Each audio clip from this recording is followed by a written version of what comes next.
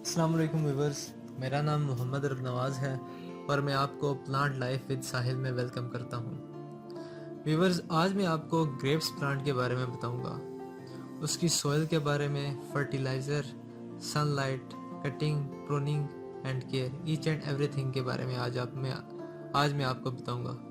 सबसे पहले सनलाइट के बारे में बात करते हैं। यह प्लांट फुल सनलाइट में सही ग्रोथ करता है। जितनी ज़्यादा इसे सनलाइट मिलेगी उतनी अच्छी इसकी ग्रोथ होगी और फ्रूट भी लगेगा और तेज़ी से ग्रोथ करेगा। इसके न्यू लीव्स फरवरी में आ जाते हैं और फ्रूटिंग मार्च के महीने में स्टार्ट हो जाती है।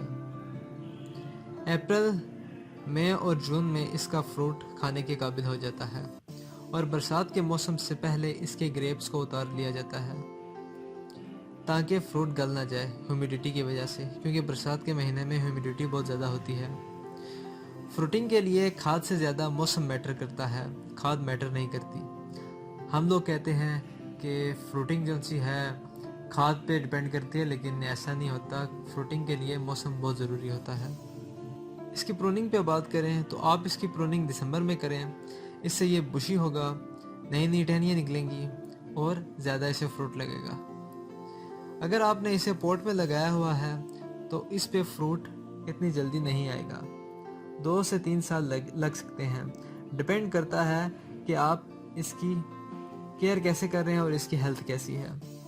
पॉट में जब इसकी रूट बॉल होना स्टार्ट हो जाए तो तब आप इसकी प्रूनिंग करके उसे इसी पॉट में शिफ्ट कर दें। जब ये छोटा हो तो इसे खाद देने की इतनी ज़रूरत नहीं, लेकिन जब ये मैच्योर हो और फ्रूटिंग पे आ रहा हो तो फरवरी या मार्च में आप इसे NPK दे दें, 5-15-45 का मिक्सचर दे दें आप इसे।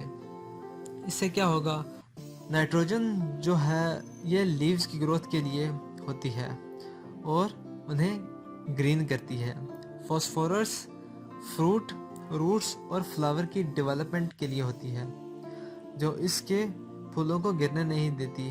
जब न्यू फ्लावर्स इसके निकलते हैं तब अगर हम फॉस्फोरस की मिकदार ज़्यादा कर दें तो फॉस्फोरस इसके फूलों को गिरने नहीं देती और ज़ाहिर सी बात है फूल नहीं गिरेंगे तो फ्रूट्स भी जो सा है इसका ज़्यादा होगा, क्योंकि फ्रूट जो सा है फूलों के अंदर से ही बनता है।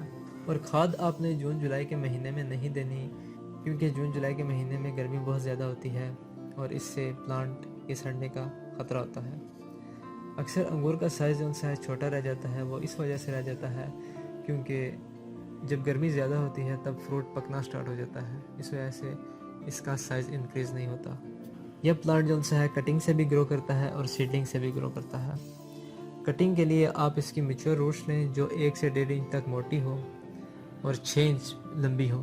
3 इंच जो सी है आपने उसे मिट्टी में डिग कर देना है और 3 इंच जो सी है वो मिट्टी से बाहर हो। अब मिट्टी जो सी है आपने नरम लेनी है, बालू मिट्टी लेनी है। उससे ये होता है कि बालू मिट्टी में जो मिट्टी नरम होती है उसमें रूट्स जो सी हैं बआसानी से डेवलप हो जाती हैं।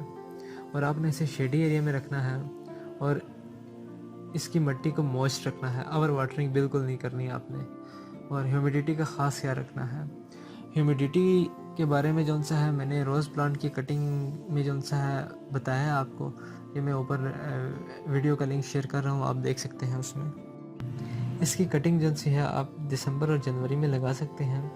गर्मी में इसकी कटिंग नहीं लगानी, वो इस वजह से नहीं लगानी क्योंकि इसकी जो वुड होती है वो उसमें इतना ज़्यादा मॉइस्चर नहीं होता, तो इस वजह से ये गर्मी में कामयाब नहीं हो सकती।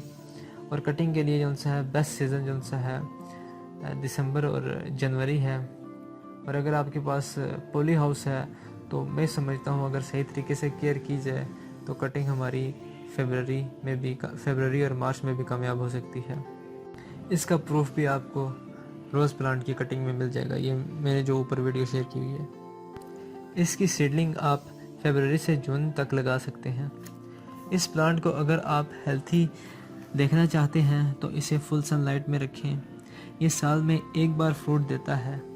इसकी ग्रोथ अगस्त से सितंबर तक होती रहती है और नवंबर से आगे जो सा है नवंबर और दिसंबर में जो सा है इसके पत्ते झड़ना स्टार्ट हो जाते हैं और ऐसा लगता है कि ये डेड हो गया है, हालांकि ऐसा नहीं होता। उम्मीद है आपको मेरी वीडियो बहुत पसंद आई होगी और आपने बहुत कुछ सीखा होगा, आपके लिए ये फ़ायदेमंद साबित हुई होगी। अगर आपको मेरी वीडियो पसंद आए तो मेरी वीडियो को लाइक भी कीजिएगा और मेरी वीडियो को शेयर भी कीजिएगा और मेरे चैनल को ज़रूर सब्सक्राइब कीजिएगा और बेल आइकन को भी दबा दीजिएगा ताकि आपको नोटिफिकेशन मिलता रहे जब भी मैं कोई न्यू वीडियो अपलोड करूं। अल्लाह हाफिज़।